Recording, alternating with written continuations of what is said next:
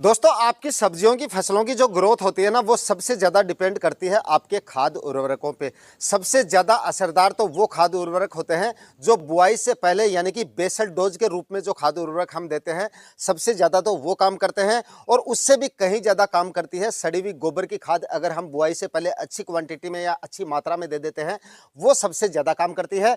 और उसके बाद में सबसे ज़्यादा असरदार जो होते हैं, वो होते हैं उसमें होने वाले फर्टिगेशन या स्प्रे। तो आप चाहे ड्रेंचिंग के माध्यम से करें, चाहे आप जो है ड्रिप इरिगेशन के माध्यम से करें, या फिर आप जो है स्प्रे के माध्यम से करें। लेकिन इनमें सबसे ज्यादा जो असरदार होते हैं वो होते हैं बेसल डोज, और उसके बाद में ऊपर से होने वाले फर्टिगेशन। लेकिन दोस्तों, सब्जियों की शुरुआती अवस्थाओं में अगर हमें अपनी सब्जियों की ग्रोथ कम नजर आती है, तो वहां पर हमें कुछ स्प्रे या फर्टिगेशन करने होते हैं। कुछ खाद उर्वरक या पोषक तत्व या कुछ माइक्रोन्यूट्रेंट वगैरह अपनी फसलों को देने पड़ते हैं।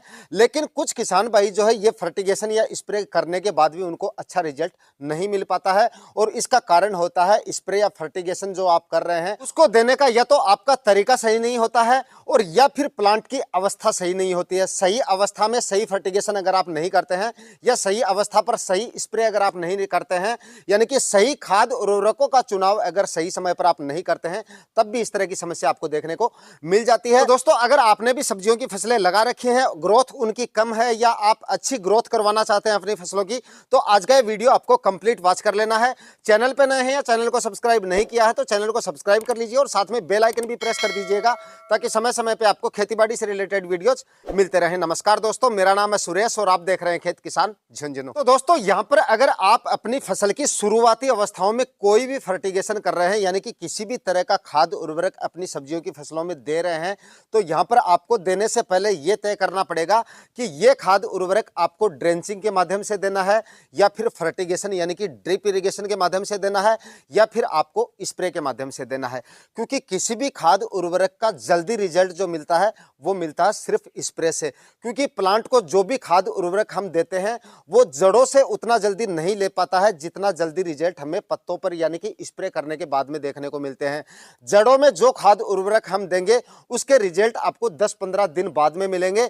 लेकिन अगर हम किसी भी खाद उर्वरक का स्प्रे अपने प्लांट में करते हैं, चाहे वो किसी भी तरह का स्प्रे हो, यानी कि किसी भी तरह का खाद उर्वरक हो, या फिर आपकी किसी भी तरह की फसल हो, उसमें अगर हम स्प्रे के द्वारा खाद उर्वरक देंगे उसके रिजल्ट हमें सबसे जल्दी मिलेंगे। यानी कि प्लांट जो है पत्तों से खाद उर्वरक को जल्दी उठाता है या जल्दी लेता है, और जड़ों से लेने में उसको समय लगता है। तो लेकिन यहां पर हमें तय यह करना पड़ता है कि शुरुआती अवस्थाओं में अगर हम फर्टिगेशन कर रहे हैं या खाद उर्वरक दे रहे हैं, तो हमें कौन से माध्यम से देना चाहिए। भाई, स्प्रे से जल्दी रिजल्ट मिलेंगे, क्विक रिजल्ट मिलेंगे, लेकिन यहां पर मैं आपको एक चीज और बता देता हूं, रिजल्ट जरूर जल्दी मिलेंगे लेकिन लंबे समय तक नहीं मिलेंगे। ये भी आप ध्यान में रखिए। क्योंकि अगर आप जड़ों से कोई भी खाद उर्वरक दोगे वो लंबे समय तक चलेंगे, लंबे समय तक आपका प्लांट उनको उठाता रहेगा।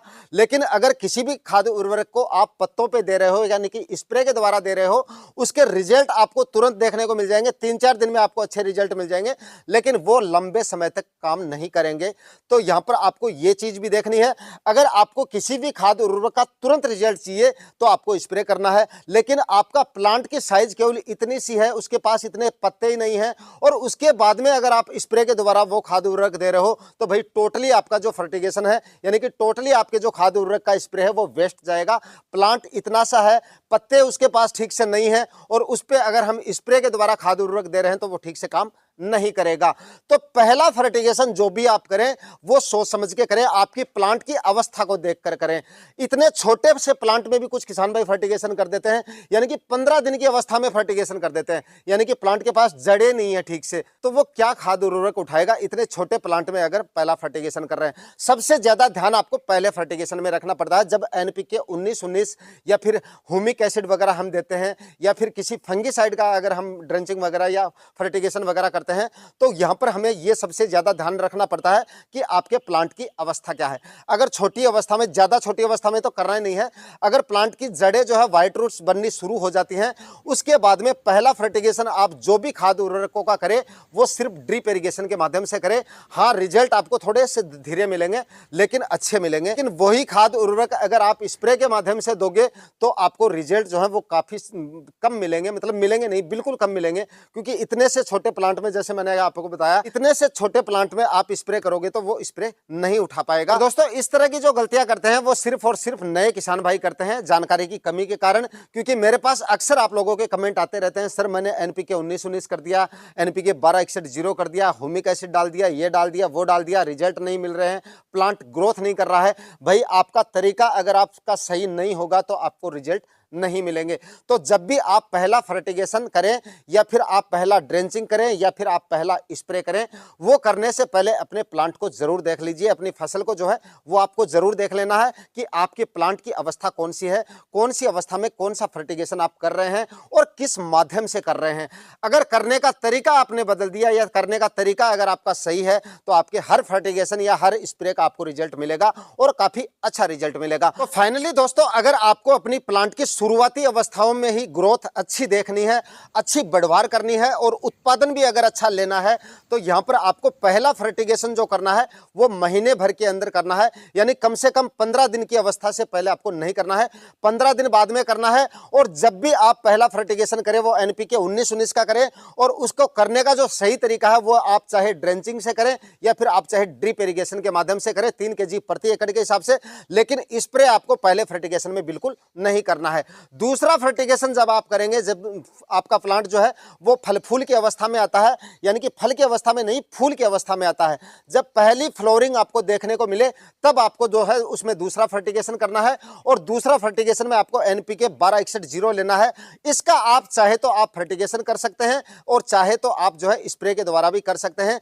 दोनों तरीके सही है, दोनों तरीकों में से जो भी तरीका आपको पसंद आए उस तरीके से कर सकते हैं। स्प्रे के द्वारा करेंगे तो आपको खुराक जो है वो कम लगेगी, यानी कि खर्चा आपका थोड़ा सा कम आएगा, लेकिन रिजल्ट जो है मैंने आपको बताया लंबे समय तक जो है वो नहीं मिलेंगे।